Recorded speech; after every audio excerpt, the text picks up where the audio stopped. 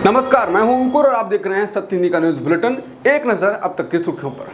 खेल मंत्रालय ने WIF के नवनिर्वाचित अध्यक्ष संजय सिंह और उनके पैनल को सस्पेंड कर दिया है। इसके बाद WIFI के पूर्व अध्यक्ष ब्रजभूषण सिंह ने भाजपा के राष्ट्रीय अध्यक्ष JP नड्डा से मुलाकात की है।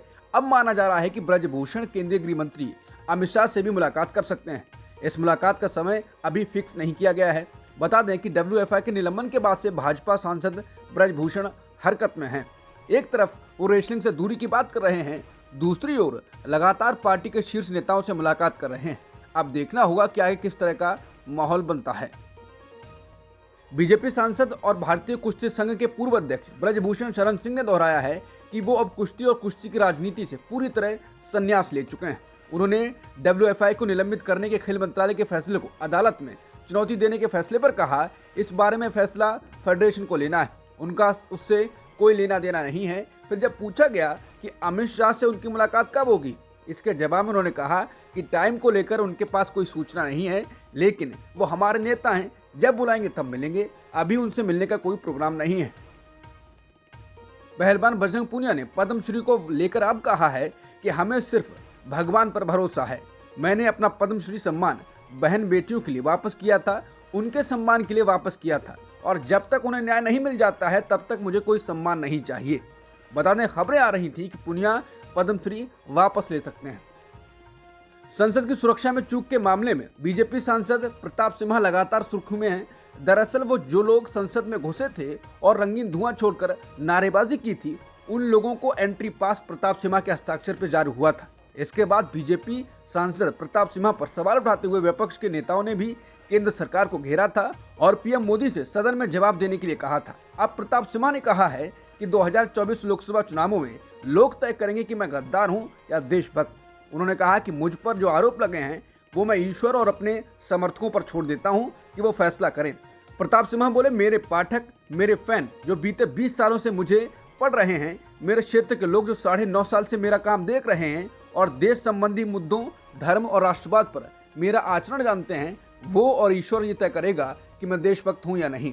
आगामी लोकसभा चुनावों में इसका फैसला हो जाएगा, मुझे इसके सिवा कुछ नहीं कहना है। उपराष्ट्रपति जगदीप धनखड़ की मिमिक्री रुकने का नाम नहीं ले रही है। निलंबित TMC सांसद ने एक बार फिर धनखड़ की नकल उतारी है। बता दें, पिछले हफ्ते उस समय बड़ा राजनीतिक भूचाल आ गया था जब संसद के बाहर परिसर में बाकी सस्पेंडेड सांसदों के साथ विरोध प्रदर्शन के दौरान कल्याण बनर्जी को उपराष्ट्रपति धनखड़ की नकल करते हुए देखा गया। कांग्रेस नेता राहुल गांधी को अपने फोन पर TMC नेता का वीडियो बनाते हुए देखा गया। इस घटना से दुखी होकर जगदीप धनखड़ ने कहा कि भारत के उपराष्ट्रपति के रूप में विपक्षी सदस्यों ने उनके पद का अपमान किया है। धनखड़ ने यह भी दावा किया कि ये एक जाट, उनकी जाति और किसान परिवार से आने वाले व्यक्ति के रूप में उनकी पृष्ठभूमि का भी अपमान है। हालांकि शनिवार को पश्चिम बंगाल के सेरामपुर में एक कार्यक्रम में बोलते हुए कल्याण बनर्जी ने कथित तौर पर दावा किया कि वो धनखड़ की नकल करना जारी रखेंगे। उन्होंने इसे कला का रूप करार दिया। इंडिया टुडे के मुताबिक बनर्जी ने कहा, मैं मिमिक्री करता हूँ, ये एक कला है, अगर जरूरत पड़ी तो मैं इसे एक बार नहीं 1000 बार करूंगा। मेरे पास अपने विचार व्यक्त करने के सभी मौलिक अधिकार हैं। आप मुझे जेल में डाल सकते हैं, मैं पीछे नहीं हटूंगा। कांग्रेस अध्यक्ष और राज्यसभा में विपक्ष के नेता मल्लिकार्जुन खड़गे ने उपराष्ट्रपति और सभापति जगदीप धनखड़ के पत्र का जवाब देते हुए कहा कि लोकसभा और राज्यसभा दोनों से सांसदों का सामूहिक निलंबन पूर्व निर्धारित था और सरकार द्वारा पूर्व नियोजित था। बता दें, धनखड़ ने विभिन्न मामलों पर चर्चा के लिए खड़गे को आमंत्रित करने का पत्र लिखा है। इसको लेकर कांग्रेस अध्यक्ष ने जवाब दिया है। खड़गे ने कहा कि वो फिलहाल दिल्ली से बाहर हैं और ये मेरा कर्तव्य है कि मैं दिल्ली वापस आते ही आपकी सुविधा अनुसार जल्द से जल्द आपसे मिलूं। बिहार के मुख्यमंत्री नीतीश कुमार ने उनकी बजाय मल्लिकार्जुन खड़गे को इंडिया गठबंधन का संयोजक नेता बनाए जाने के प्रस्ताव के बाद गठबंधन से नाराज होने की अटकलों का पुरजोर खंडन किया है। वो पूर्व प्रधानमंत्री अटल बिहारी वाजपेयी की जयंती पर उन्हें श्रद्धांजलि अर्पित करने के बाद पटना में पत्रकारों से बात कर रहे थे। नीतीश ने इस मामले पर पत्रकारों से कहा, ना, आपको हम बता दें, मेरी इच्छा नहीं थी, हम तो चाहते हैं कि सब लोग एकजुट हों। उन्होंने साफ किया, हम जरा भी नाराज नहीं हैं, बस यही चाहते हैं कि सब कुछ जल्दी हो जाए। उन्होंने इस मौके पर अटल बिहारी वाजपेयी की तारीफ करते हुए कहा, उनका मुझ पर काफी एहसान है। जब से मैं सांसद बना उन्हें जानता था, जब उनकी सरकार बनी तो उन्होंने मुझे 3 विभागों की जिम्मेदारी दी। मुझे मुख्यमंत्री बनाने में उनका बहुत योगदान था। मध्य प्रदेश में आज कैबिनेट का विस्तार होने वाला है। सीएम मोहन यादव ने राज्यपाल को मंत्रियों के नामों की लिस्ट सौंप दी है। इंदौर से कई नाम मंत्री पद के दावेदार माने जा रहे हैं। इनमें पहला नाम कैलाश विजयवर्गीय का है। सूत्रों के मुताबिक कैलाश विजयवर्गीय को शपथ के लिए कॉल आ चुका है।